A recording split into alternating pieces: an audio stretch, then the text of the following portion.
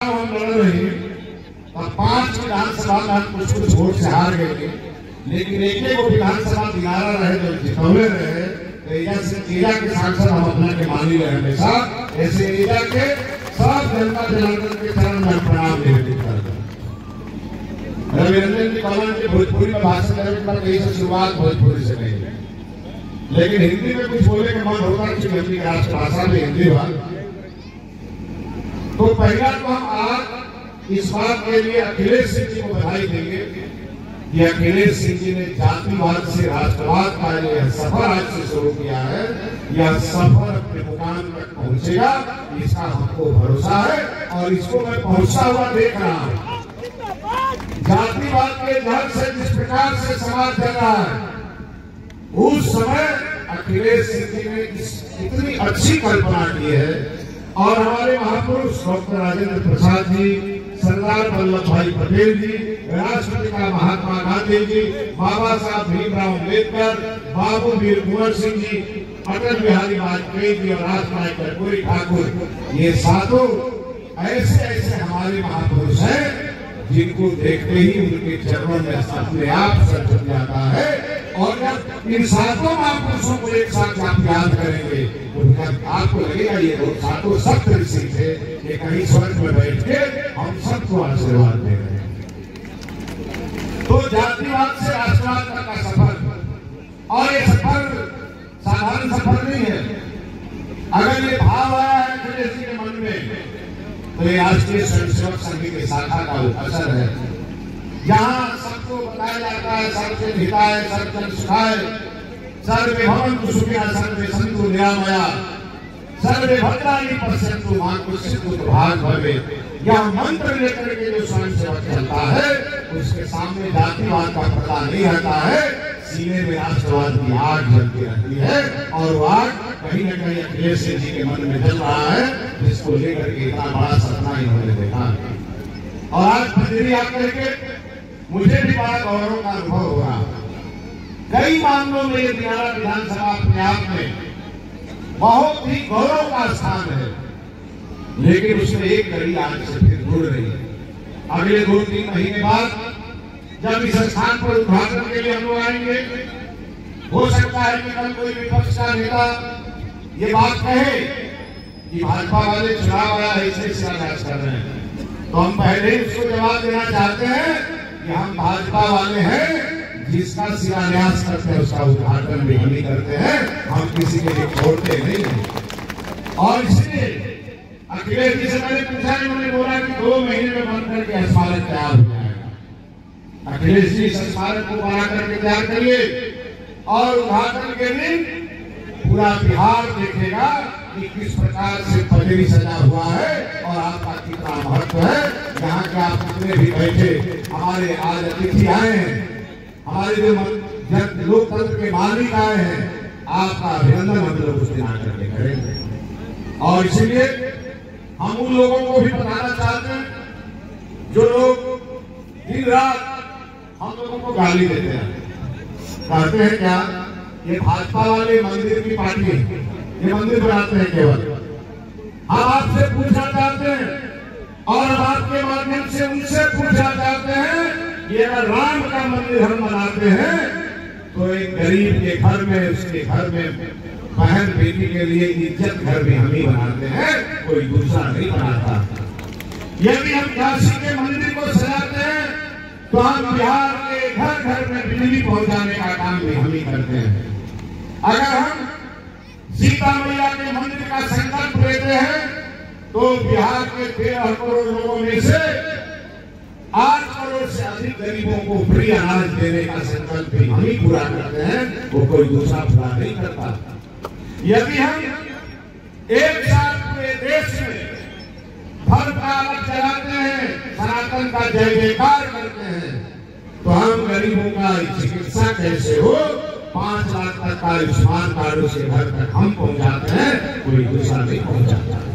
इसलिए उन सभी लोगों को हम कहना चाहेंगे जिन लोगों को आज अखिलेश सिंह जी का इस काम पे उनका अच्छा भाव अगर मन में नहीं आता होगा, तो उनको हम कहेंगे कि ये 7 महापुरुषों के लिए शिलान्यास कराए हैं, आप 17 महापुरुषों के लिए शिलान्यास करा दीजिए और इसका दिनारा के हर गांव में महापुरुषों की मूर्ति बना दीजिए। इससे अच्छी कोई बात नहीं हो सकती। लेकिन कोई अच्छा काम करे तो उसकी प्रशंसा भी होनी चाहिए। और इसलिए मैं आप सभी से कहने आया हूं, मैं आप सभी से एक ही बात कहने आया हूं कि आज जिस प्रकार से समाज में जहर घोले जा रहे हैं, उस जहर का एक ही इलाज है। दिल में राष्ट्रवाद की भावना जगाइए और सनातन के मंत्र को लेकर आगे बढ़िए। आज अगर इस मंच पे एक साथ हमारे स्वामी जी दिख रहे हैं, हमारे कृष्णदत्त पासवान जी दिख रहे हैं, संतोष पटेल जी दिख रहे हैं, अखिलेश सिंह जी दिख रहे हैं, मिथिलेश तिवारी दिख रहे हैं, कुशवाहा जी दिख रहे हैं, यही तो समर समाज है। और यही समर समाज इस भारत को आगे ले जाने वाला है। और ये आज से नहीं है, ये वर्षों से चला रहा है। मैं आप लोगों से पूछता हूं, हम लोग यहाँ जो पूजा पाठ होता है तो पंडित जी और हजाम के बिना कोई पूजा पाठ होता है क्या?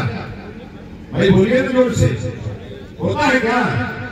आजकल तो कोई भी बिजनेस करने वाले लोग जब एग्रीमेंट करते हैं, बिजनेस पार्टनरशिप करते हैं, तो 3 साल 2 साल के बाद कोर्ट में मिलते हैं, पता चलता है दोनों में झगड़ा हो गया और कोर्ट कचहरी तक मामला पहुंच जाती है।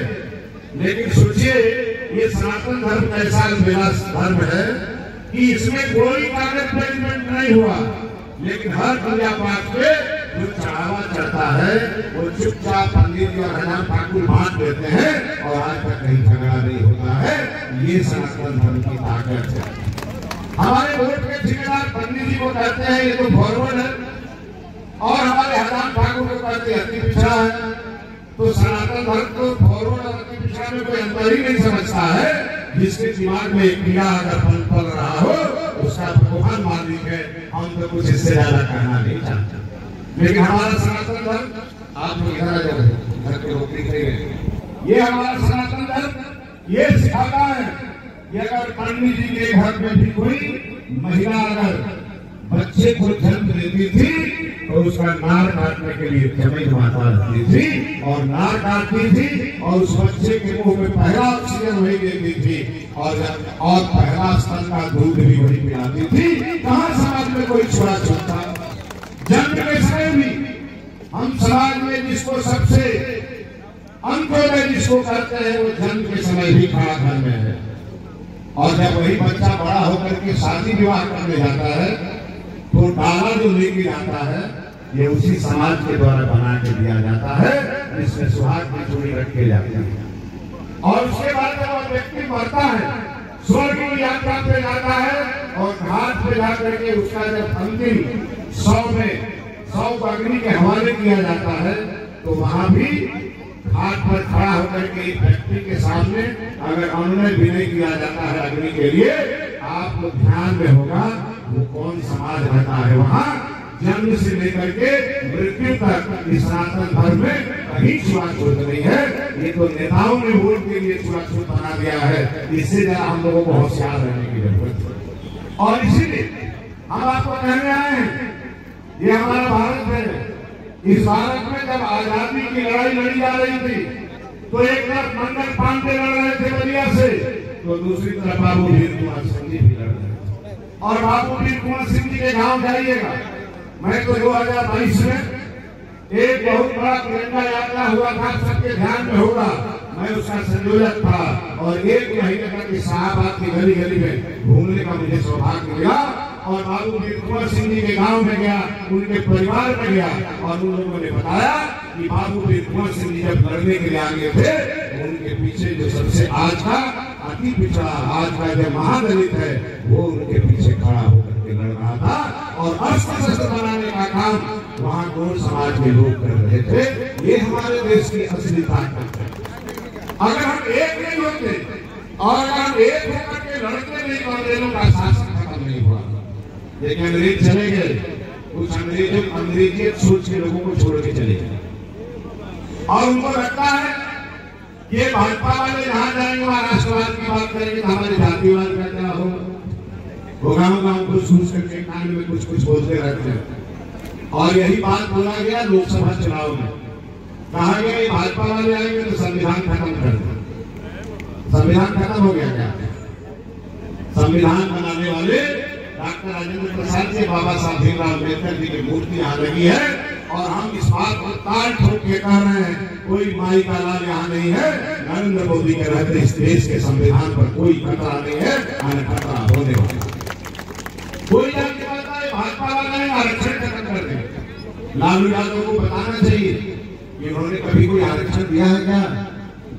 अरे हम लोगों को तो कहा जाता था कमंडल की पार्टी है, लेकिन हम ये कहना चाहते हैं कि जब मंडल कमीशन लागू हुआ, कांग्रेस पार्टी ने उसका विरोध किया था।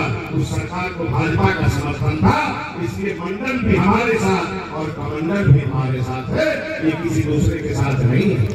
और आज देश के प्रधानमंत्री नरेंद्र मोदी जी जब कोई काम करते हैं, गंगा में स्नान करते हैं जाके और काशी विश्वनाथ में पूजा करके और गरीब कल्याण का काम करते हैं, तो उनके ऊपर प्रतिक्रिया दी जाती है कुछ लोगों के द्वारा। हम उनको कहना चाहते हैं कि अगर आपको हमारे चरित्र को देखना हो, हमारे चरित्र का विवेचना करना हो, तो आ जाइए इस पंजरी गांव में और आकर के देख लीजिए। हमारा एक छोटा सा कार्यकर्ता जो कल तक स्कूल चलाता था, वो आज राष्ट्र रक्षा यज्ञ का शुरुआत किया है और राष्ट्र रक्षा यज्ञ के माध्यम से राष्ट्र रत्न स्मारक बना लेना है। ये आपको कहना चाहिए। इसलिए आज के दिन मैं